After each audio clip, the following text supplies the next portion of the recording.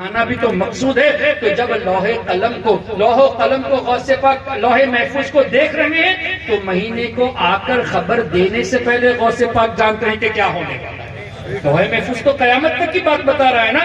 تو مہینہ آ کر یہ بتائے کہ اس مہینے میں یہ ہونے والا ہے, یہ تو ایک معمولی چھوٹی سی بات ہو گئی. اس کے بتانے سے پہلے بھی تو غوث پاک جانتے ہیں. تو کیا پتا چلا, مہینہ بھی اپنے آپ کو شرفیاب کرنے کے لیے غوث پاک کی بارگاہ میں آتا ہے کہ اے غوث پاک, آپ تو تقدیر کو دیکھتے ہیں, آپ تو لوح محفوظ کو دیکھتے ہیں, ہم برکت کے لیے آپ کے سامنے پیش کرنے آئے ہیں کہ ہمارے اس مہینے کے اندر ایسے ایسے واقعات ہونے والے ہیں. اللہ اکبر. تو حدیث پاک کو اگر عشق مصطفیٰ کے ساتھ پڑھیں گے تو کبھی بھی اولیاء کرام کی طاقت کا انکار ہم نہیں کریں گے. اچھا مجھے بتائیے, کیا آپ لوگوں نے کبھی یا غوث اعظم کا نعرہ لگایا؟ جیسے ابھی ہم نے منقبت پڑھی تھی تو ایک بات یہ کہہ دی تھی, کہے کس سے جا کر حسن اپنے دل کی, سنے کون تیرے سوا غوث اعظم. تو کیا غوث اعظم کے سوا حضرت شاہ عبدالشکور صاحب نہیں سنتے؟ کیا خواجہ غریب نواز نہیں سنتے؟ کیا امام اعظم نہیں سنتے؟ سیدنا احمد کبیر رفاعی نہیں سنتے؟ یقیناً سنتے ہیں, تمام اولیاء سنتے ہیں. تو اب اس کا مطلب کیا ہوا؟ استاد زمن نے ایسے کیوں فرما دیا کہ سنے کون تیرے سوا غوث اعظم؟ ارے بزرگوں کی باتیں سمجھنے کے لیے علماء کی غلامی ضروری ہے, تبھی یہ باتیں سمجھ میں آئیں گی. اولیاء کی محبت ضروری ہے. اس میں حکمت یہ ہے کہ چونکہ غوث اعظم کو اللہ تعالیٰ نے ولایت کا سردار بنایا ہے, تاج الاولیاء بنایا ہے, ولیوں کا سردار بنایا ہے. غوث اعظم اگر کسی سے ناراض ہو جائیں گے تو کوئی بھی ولی تمہاری مدد نہیں کرے گا. غوث پاک اگر ناراض ہو جائیں گے تو کسی ولی کی مدد نہیں آئے گی.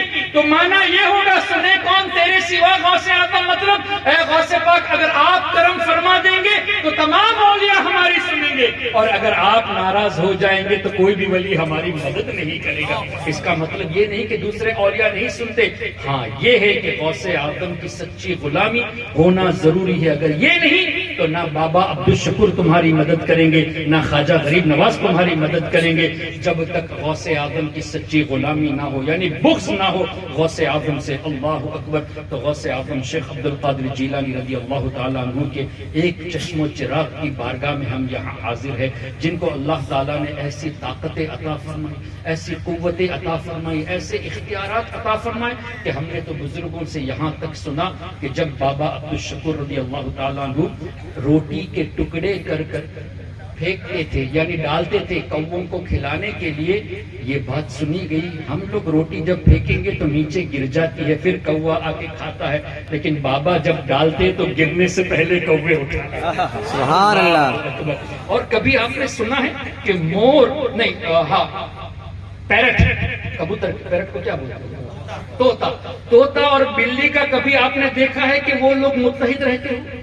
طوطا بلی ایک ساتھ ایک جگہ پہ نہیں رہتے, لیکن ہم نے بزرگوں سے سنا کہ بابا جب کھانا کھا کر کھانا تناول فرما کے بچا ہوا کھانا رکھ دیتے تو طوطا بھی آ جاتا, بلی بھی آ جاتی, ایک ہی برتن پہ کھانا. سبحان اللہ ہے. اور یہاں تک ہم نے سنا کہ پیکاک, کیا مور کہتے ہیں, مور ہر روز شام کو ایک مور بابا کی بارگاہ میں حاضری دیتا اور کچھ گفتگو کرتا. اللہ جانے کیا ان بزرگوں کے راز ہے. سبحان اللہ. اور یہ بھی سنا گیا بزرگوں سے کہ بابا کبھی درخت کو دیکھ کر بھی گفتگو فرماتے. اللہ اکبر. اولیاء کرام کی باتیں ہماری سمجھ سے اس لیے باہر ہے کہ حدیث قدسی میں یہ بھی موجود ہے, اولیائی تحت قبائی لا یعرفہم غیری, او کما قال, کہ اللہ نے فرمایا جس کا مفہوم یہ کہ میرے اولیاء یہ میرے سائے میں ہے, میرے سوا انہیں کوئی نہیں پہچانتا, میرے سوا انہیں کوئی نہیں پہچانتا. تو اللہ کے اولیاء کو جب ہم پہچان نہیں سکتے تو ان کی باتوں کو کمپرہینڈ کرنا یہ ہمارے بس کی بات نہیں ہے. اللہ تعالیٰ ایسی طاقتوں سے اولیاء کو نوازتا ہے, اور انہی اکابر اولیاء میں سے, وقت کے قطب میں سے, وقت کے غوث میں سے آپ خوش نصیب ہے کہ بابا کے دربار میں آپ حاضر ہیں. اللہ تعالیٰ کے ایسے ولی جن کی بارگاہ اتنی عظیم بارگاہ ہے کہ آج بھی اگر ہم نے خود اس کا مشاہدہ کیا ہے, یہ خالی سنی ہوئی باتیں نہیں, ہم نے خود مشاہدہ کیا ہے اور مشاہدہ کرنے والوں سے بھی سنا ہے. بابا صاحب کے وصال کے بعد جب کوئی پریشانی کا سامنا ہوا ہم نے بابا صاحب کو یاد کیا اور اللہ تعالیٰ پر پورا بھروسہ کر کے کہ اے اللہ تو نے اپنے ولیوں کو طاقت سے نوازا ہے اور بابا صاحب کو یاد کیا ہے تو لوگوں نے یہ بھی دیکھا کہ خواب میں آ کر بابا نے مصیبتوں کو دور کر دیا. سبحان اللہ. کہیں ایسا بھی ہوا کہ ایسی ایسی تکلیفوں میں ہم لوگ پھنسے تھے. ہمارا خود کا مشاہدہ ہے, ہمارے گھر والوں کا خود کا مشاہدہ ہے کہ دیکھا گیا کہ جب پریشانی ہوتی بابا عبدالشکور رضی اللہ تعالیٰ عنہ کے نام پر ایک فاتحہ کچھ درود پاک پڑھ کر ایصال ثواب کر کے یہ کہتے کہ بابا جی ہماری مدد فرمائیے, یا سیدی عبدالشکور ہم پر کرم فرمائیے. ہم نے دیکھا ہے کہ جو معاملہ بہت مشکل سے بظاہر حل ہوتا تھا بابا کے کرم سے آسانی سے وہ مشکلیں حل ہو جاتی تھی. آپ بہت خوش نصیب ہیں کہ آپ اس بارگاہ میں آپ کو اللہ تعالیٰ نے شرف بخشا ہے یہاں حاضر ہونے کا, کہ ایسی بارگاہ جو اللہ تعالیٰ کے مقرب بندے, اور یہ اولیاء کی برکتیں اتنی ہیں.